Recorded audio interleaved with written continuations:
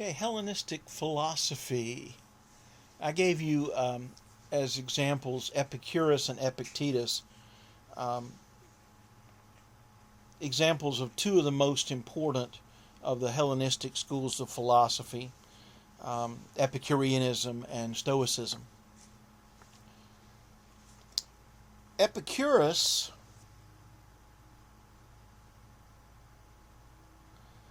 really the place I think to start is what is the goal of life. And for Epicurus, line 54, it is pleasure. Remember, Aristotle thought that pleasure was not the same as happiness. In a way, Epicurus thinks it is, but there's more to it than that, as we shall see. Pleasure is our first and kindred good. It's the starting point of every choice and every aversion, and to it we come back inasmuch as we make feeling the rule by which to judge of every good thing. Okay? We act in order to obtain pleasure and avoid pain. Now, this is commonly associated with the philosophy called hedonism, which basically says the goal of life is to obtain as much pleasure as possible. But Epicurus doesn't quite go there. And the reason he doesn't is that he thinks that when we grab for big pleasures, we get even bigger pains. Line about 71. When we say then that pleasure is the end and aim, we do not mean the pleasures of the prodigal or the pleasures of sensuality. By pleasure, we mean the absence of pain in the body and of trouble in the soul. You know, often if you grab for a really big pleasure, you get an even bigger pain. You know, you go out and get drunk Friday night, might feel good at the time, but what happens Saturday morning when you wake up? He thinks the pain of the hangover outweighs whatever enjoyment you had being drunk, especially since you probably won't remember it anyway.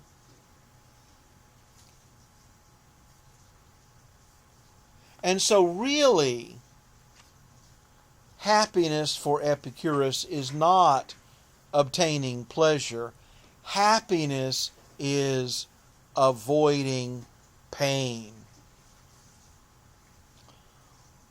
What he calls ataraxia, peace of mind. The absence of pain in the body and of trouble in the soul. And so he says, back to line 56, since pleasure is our first and native good, for that reason we do not choose every pleasure, whatever, but often pass over many pleasures when a greater annoyance ensues from them.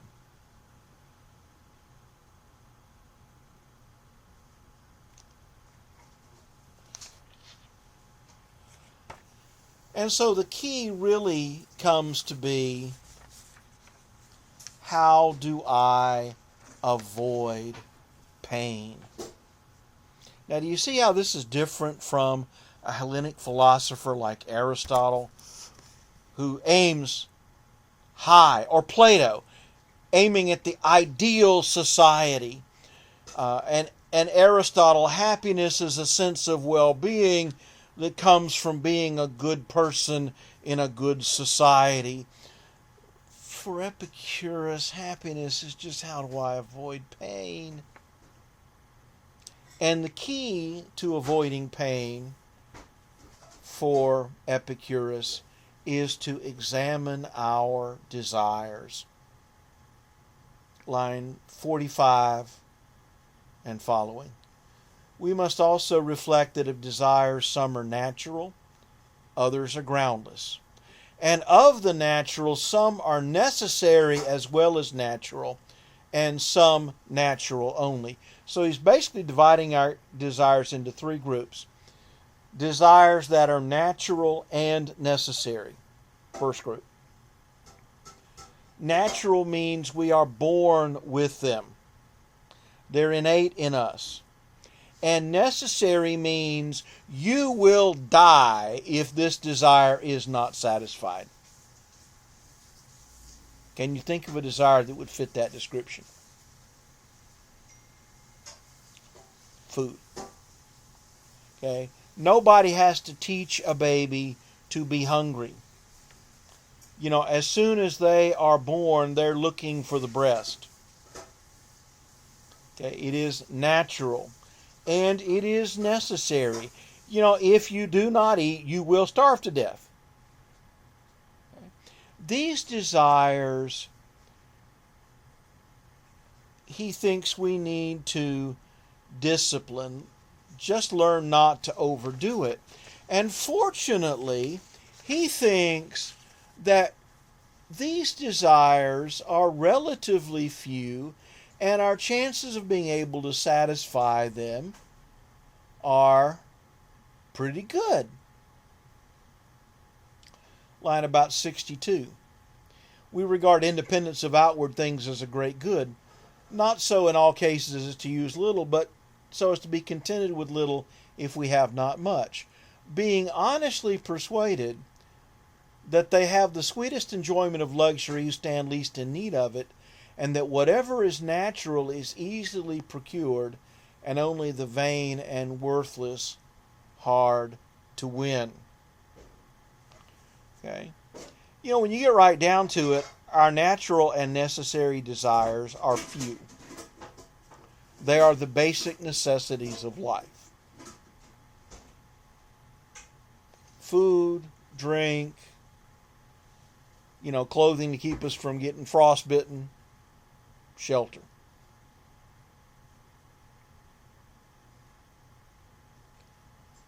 The next category of desires are desires that are natural but not necessary. You know, they arise within us spontaneously. We don't have to learn to want these things. And but we will not die if they're not satisfied. Can you think of a desire that would fit that description? You know, one that comes to my mind is sex. You know, most of us, when we reach the age of puberty, develop an interest in people whose bodies differ from ours in specific ways.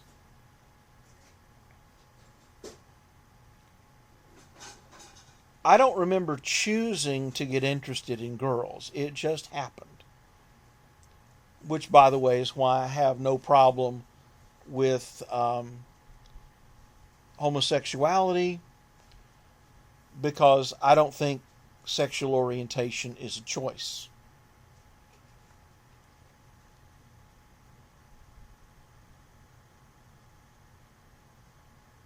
The sex drive just kicks in automatically on its own when we reach a certain point in life. Natural. But not necessary. Nobody ever died of virginity. Okay? If that desire is not satisfied, you will not die. These desires, Epicurus thinks, we need to curb. It's not that there's anything wrong with these desires in and of themselves. But he thinks that if we allow these desires to take root and grow, we're going to have a harder time keeping them satisfied. You know, even if you're married, you're not going to be able to be having sex all the time. You got to work. One or the other of you is going to be sick. And sex tends to produce children. And children take up all your time, energy, and attention.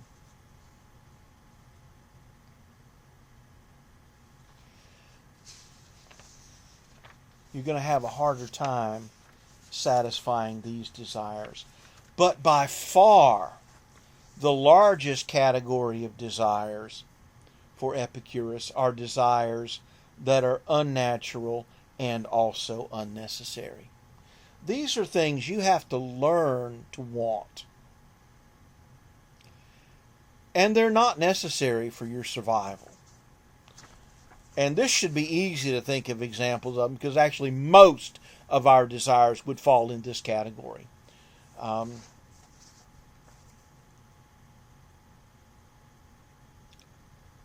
Cell phones. When I was in college, I had no desire to have a cell phone. Actually, I still don't. I'm the last dinosaur. I don't have a cell phone. Don't need one. My wife has one. I got nothing against them. And occasionally they're useful. I just think it's not worth the bother and the cost for me.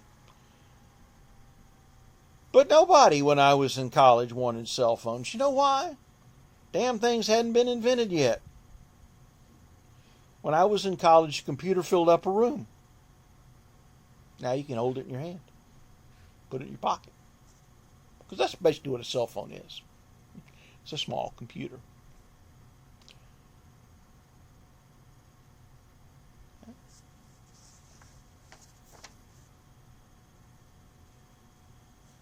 Another example would be fancy food. And it's ironic because an Epicurean restaurant is one with fancy food. But in fact, that's based on a misunderstanding of Epicurus. Epicurus has no use for fancy food. And the reason is very simple. We need to eliminate these unnatural and unnecessary desires. If I get to where I am craving filet mignon and caviar and champagne, problem is that there's no way I'm going to be able to satisfy those desires very often. I can't afford it. But if that's what I want, I will be unhappy with the hamburger and French fries and iced tea that I can afford. And that's the problem. Okay? These desires are insatiable. And they will cause us nothing but problems. Get rid of them. The way that you achieve what counts as happiness, peace of mind, ataraxia, for Epicurus, is to control your desires. Desire only what's natural and necessary. Things that are natural but not necessary, if a windfall comes your way, fine, as long as there's no strings of pain attached. But desires for things that are unnatural and unnecessary, avoid them. Get rid of them. Now, we would have a particular hard time in our society doing that because we have an entire industry that is devoted to making you want things that you didn't know you wanted. We call it advertising.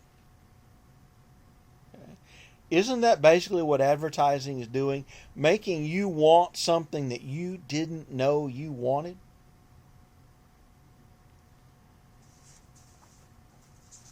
I don't know what Epicurus would say about that, but I'm pretty sure it couldn't be printable. The other example I gave you of Stoicism was Epictetus.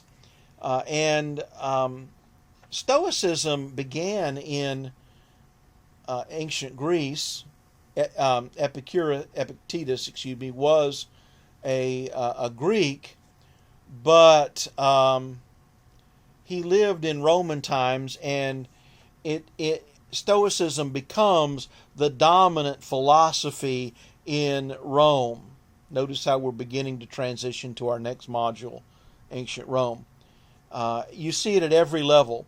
Epictetus was a slave, and by the way, it was not unusual in Roman times for a Greek slave to have a better education than his Roman owner. Slaves were not just field hands.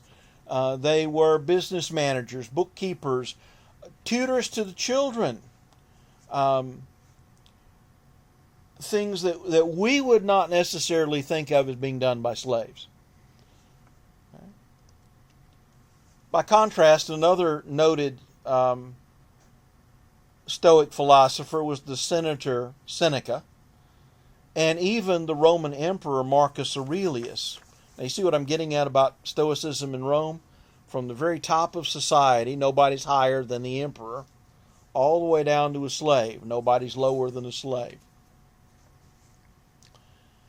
The key concept for Stoicism in Epictetus, and I chose him because I think he's the most profound of the Stoic philosophers. And I gave you excerpts from his Enchiridion, which means manual or handbook. Paragraph 1, line 110. Some things are in our control and others not. Things in our control are opinion, pursuit, desire, aversion, and a word, whatever are our own actions. Things not in our control are body, property, reputation, command, and in a word, whatever are not our own actions. The Stoics like to use parables, and one they use to illustrate this idea is, say, I am chained to the back of an ox cart. I've got a heavy collar on with a heavy chain fastened to it, and the other end is fastened to the ox cart. Now, I cannot control where the ox cart goes, nor can I break free from the ox cart. But there is one choice within my power that will determine how happy or how miserable I'm going to be. And that is my choice of how I respond. I can fight against it, but because the ox is a lot more powerful than I am, if I do that, I'm going to get dragged along and get torn up on every rock and root in the path. The more sensible thing for me to do would be to align myself to follow wherever the ox cart goes. I'm going to anyway. I might as well accept it. But if I do that, I can walk along fairly comfortably behind the ox cart and be okay. You know, the point of that basically is that I cannot control what happens to me. I can only control how I respond to what happens to me. And I'll give you a personal, for instance. You may have noticed I have some fingers that don't bend. Okay? I have a disease called psoriatic arthritis. I could get all bent out of shape, jump up and down and yell and scream and cry about how unfair that is. What do I accomplish by doing that? Nothing. More sensible thing to do is to recognize I have this. I didn't ask for it. Nobody would, but that doesn't matter. It happened anyway. Do what I can to control it. I take medications and it's not getting any worse. And frankly, that's the best I can hope for. The things in our control, he says, are by nature free, unrestrained, unhindered. Those not in our control are weak, slavish, restrained, belonging to others.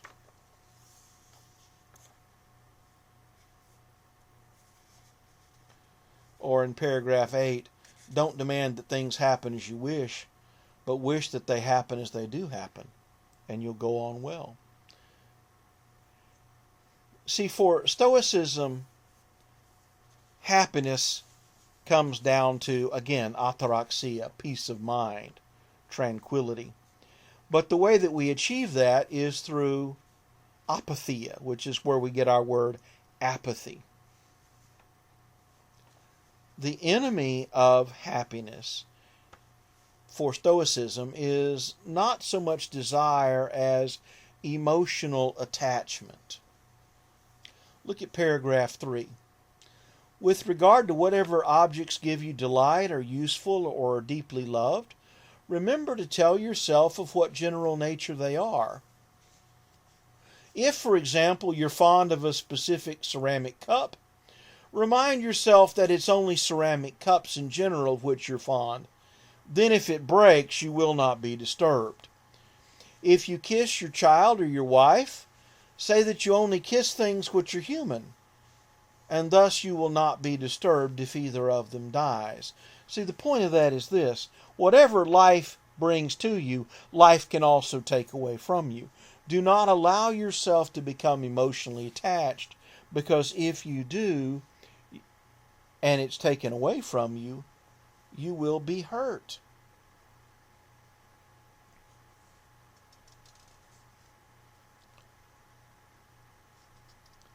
Paragraph 5. Men are disturbed not by things, but by the principles and notions which they form concerning things. You know, it's not what happens to you that really causes you pain. It's the attitude you take towards what happens to you.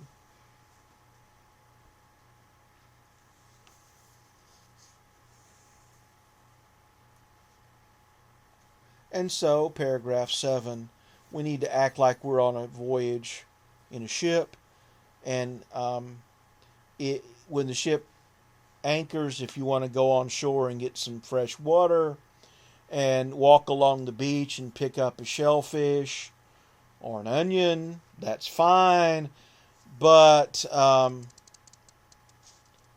you need to pay attention when the captain calls. Leave all that stuff and go get back on the ship.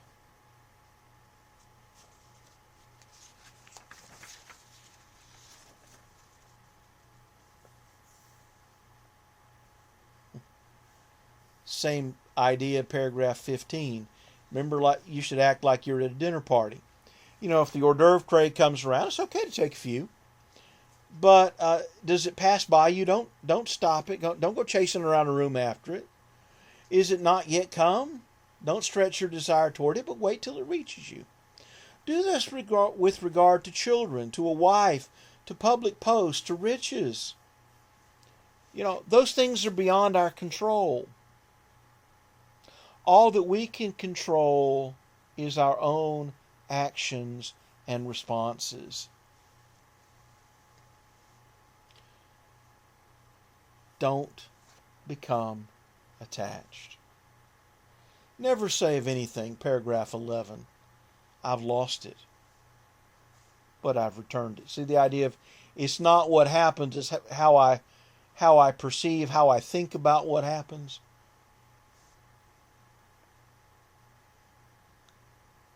Is your child dead? It's returned. Is your wife dead? She's returned. Is your estate taken away? Well, that's also returned. But he who took it away is a bad man.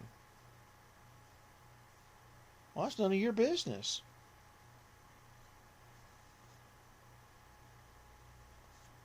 Don't view it as your own.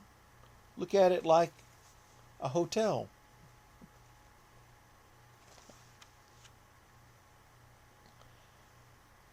There's a famous story told about Epictetus that illustrates this idea of it's not what happens to us that really hurts us, it's how we feel about it. The story is told that he'd done something to make his owner angry. And the owner was twisting his arm up behind his back. And Epictetus said, if you twist it further, it will break, in a calm, quiet voice. Well, the owner twisted it further, and sure enough, with a loud snap, the arm broke. And in the story, Epictetus said in the same calm voice, and I've broken an arm, so this is admirable. It hurts like hell. In fact, I knew my arm was broken because I'd never hurt that bad before in my life. In the same calm, quiet voice, Epictetus said, I told you it would break.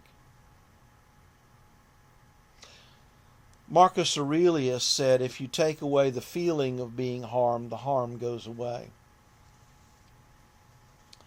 Paragraph 14. If you wish your children, your wife, your friends to live forever, you're stupid. Why? Because that's not possible. Okay? That's not the way the world is. If you wish to be in control of things which you cannot. You wish for things that belong to others to be your own. If you wish your servant to be without fault, you're a fool. It's not going to happen.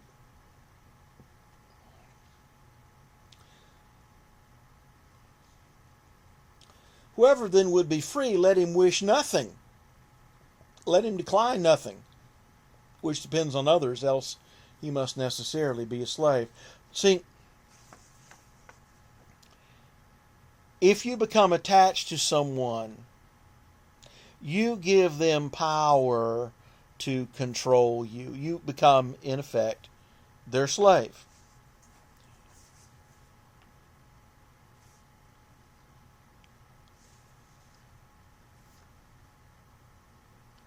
Emotional attachment is the enemy of happiness for Stoicism. If you love somebody, you'll do anything for them.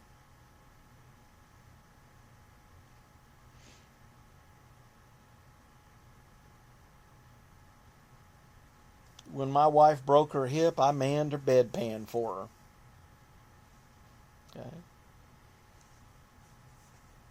And when I broke my arm, she took care of me.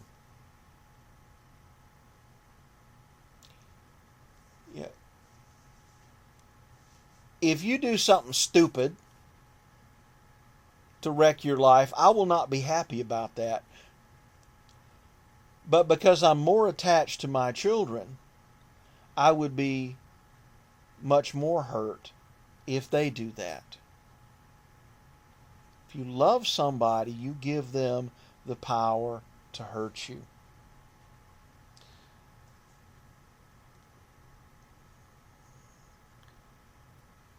Paragraph 20. Remember, it's not he who gives ill language or a blow who insults, but the principle which represents these things as insulting. When therefore anyone provokes you, be assured that it's your own opinion which provokes you. You ever heard somebody say, he made me mad? Really? No, he didn't. He did whatever it was he did. And what he did may have been wrong. But you chose to get angry about it. That's the Stoic perspective. If you avoid emotional attachment, you maintain this tranquility, this peace of mind, which Stoicism counts as happiness.